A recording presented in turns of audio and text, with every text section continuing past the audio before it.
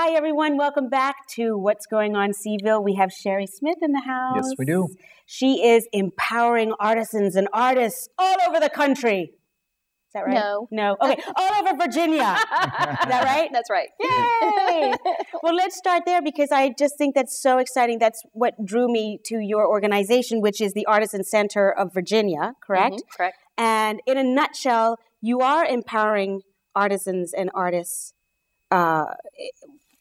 in their careers, I suppose, or making what they do a career. Is that sort of? Right. Well, we're the state organization for fine craft here in Virginia.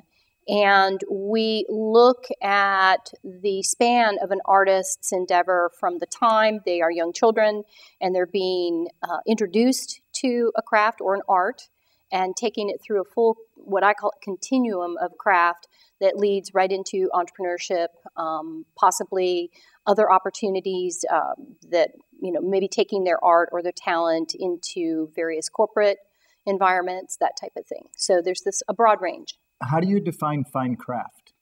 Fine craft would be, in terms of our organization and the way we look at craft, there's different juryable levels for craft. All craft has its basis in functionality.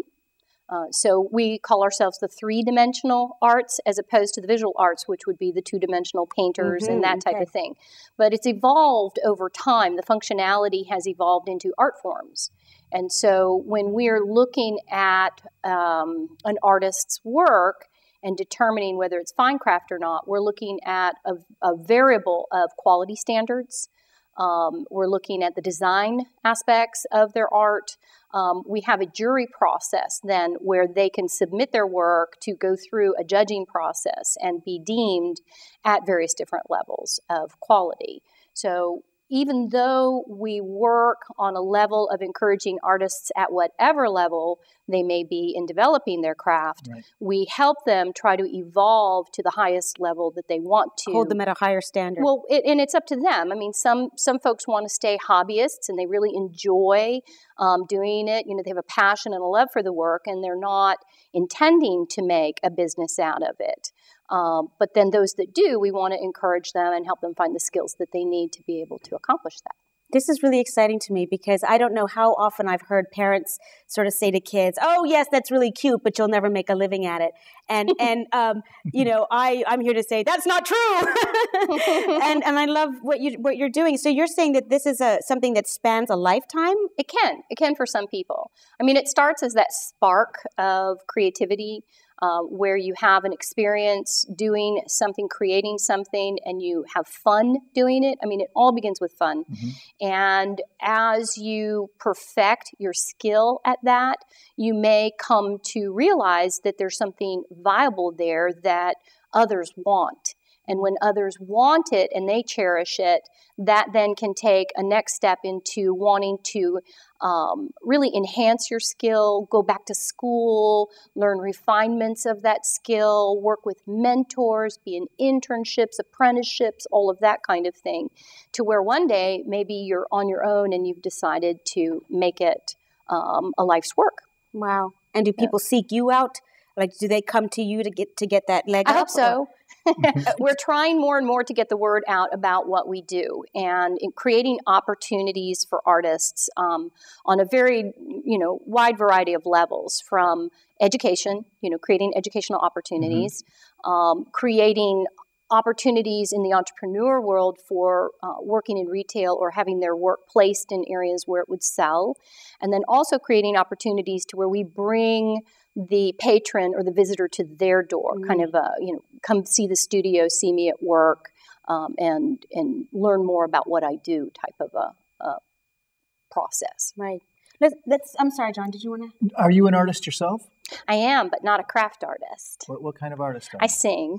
Really? Right. You should have used that mic. Can we have a mic? We'll have to have you back. Need my accompanist. Oh, wow. Yeah. We're always looking for musical guests. You're next time you come on, you'll do that. Yeah, my background's in music, and but then it diverted from there and went into kind of sales marketing, working with nonprofits, and doing business development. Wow. Wonderful. Let's talk about the retail partners. Mm-hmm. How does that happen? How do you find them? What type of retail avenues are they? Basically, when a retailer is looking to feature Virginia artisan crafts, they can come to us and we will work with them through what we call a retail alliance program. It's a very much a win-win scenario. We help to place our juried artisans in their establishment, in their retail establishment.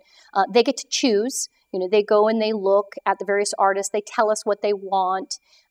We help just make the match, basically. We're kind of a facilitator of the match.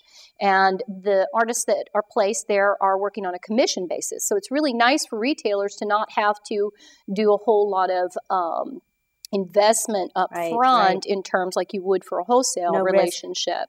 And it gives the artists a very special venue to be in that is catered to showing their work. For example, if we have jewelry makers, we would want to place them in an establishment that features quite a lot of jewelry because that's where we know they're going to get seen. And the marketing becomes very easy. And for the retailer, it's easy for them to, place them into their inventory without having to change their systems a whole lot. Right. So it works really well. And then the Artisan Center, for our role in that, the retailer becomes a patron of the Artisan Center and then makes a donation, which is an added marketability for them because we then look at them as partners in our work to fulfill our mission to help them create opportunities for artists. They become one of the partners helping to create those opportunities. That's so cool. Yeah. That's so cool. It really is. One of the things that stood out as well was a class that you're offering at PVCC, why don't you explain that? Well, it's a bunch of classes. Okay. Many. We have many instructors. We have what we call our studio school program. And in that program, we have our juried artisans teaching craft courses.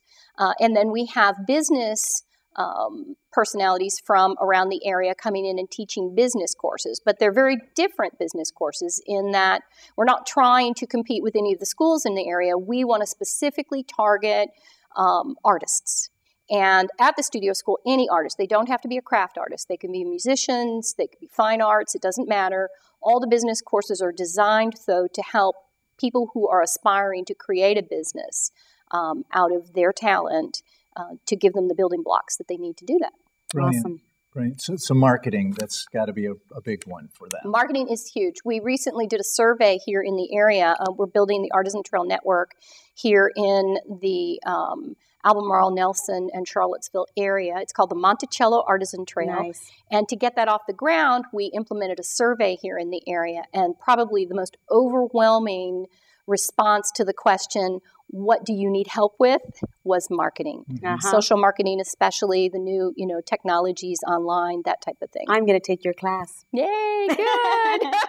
We're going to take your class. Excellent. That's fantastic. Please do. We're running a little bit out of time, so I want to make sure that everybody knows how to get in touch with you or find out more information. So if you want to give us your website and... I think that's the best thing. All the contact information is on the website. It's artisanscenterofvirginia.org. That's the long one. Right here. Right. Okay, good.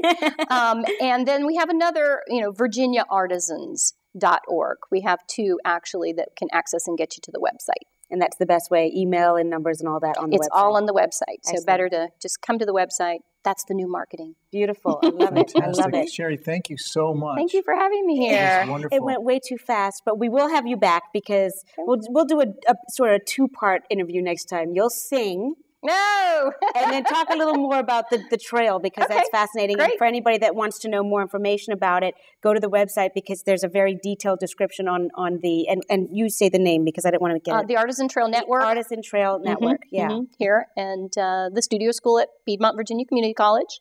And then we have two retail alliances here in Charlottesville. So I hope the local patrons will go out to the Virginia shop or the Lynn Goldman studio. Yay. Fantastic. You heard it. Thank you heard you. it here first. Thank you so much for coming, Sherri. I know you're a busy lady. So all you artists and artisans out there, now you know where to go to make it happen. You got no one left to blame. Exactly. So stay tuned. We'll be right back.